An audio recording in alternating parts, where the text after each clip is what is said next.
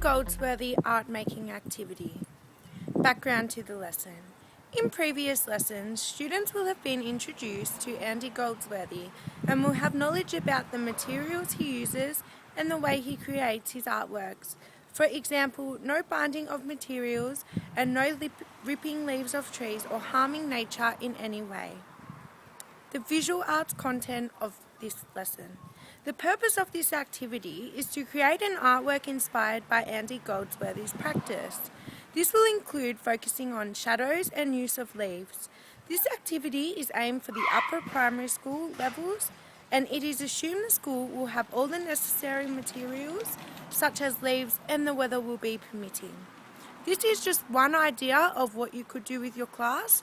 You can change it, adapt it, use different materials. I've chosen to use leaves because I think that they're vital in Andy Goldsworthy's work, but you may choose to use rocks, stones, pebbles. You might choose to use a variety of sticks, but the main thing is that the materials that you use cannot just be plucked off a tree. They have to be natural because you're trying to replicate the practice of Andy Goldsworthy. So I'm just going to explain the activity now, remembering that this is a task for the upper primary school children. Okay, so the art making process. In this activity, students will create a clock in an outdoor setting. So you may choose to do this activity on an oval, on grass, on tan bark, basically anywhere where a shadow can be formed.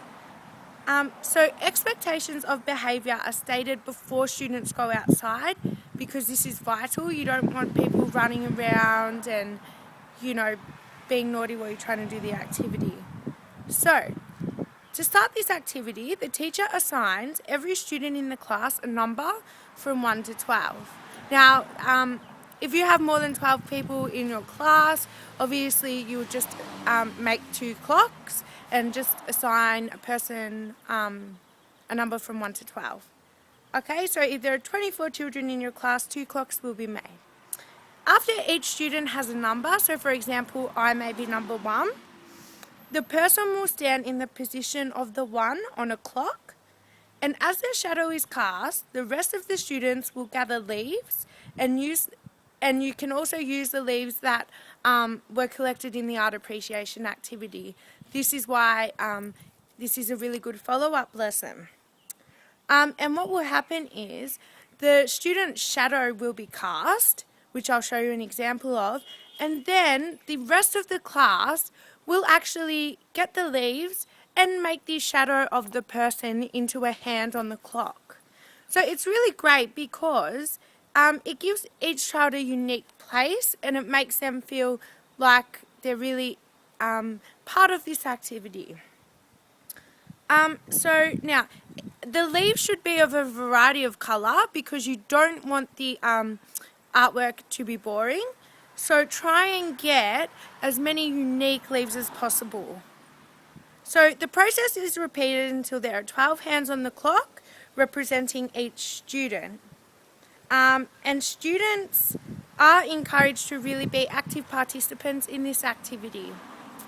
Okay, so what I'm going to do now is, you can see this is my shadow just straight ahead. So if I was with the students, I would talk about, what is a shadow? What are the qualities? What would happen if it was at a different time of the day? Would my shadow be more prominent or would it be less prominent? And things like that. So then, my shadow has been cast, so I've actually got a box of leaves already prepared. Obviously you will need more. Then as the person is standing there, you will put the leaves in place to form an arrow. So I'll try to replicate this as best I can. So as you can see, this is my arrow and this is signifying me as a person on the clock. So I'm not sure if you can see this. I'll just try and go down and up again so you can get a nice view. So after you do this activity, you will just leave the leaves to decay where they are, because that's what Andy does. If you have any other ideas, you're welcome to use them and improvise. Thank you.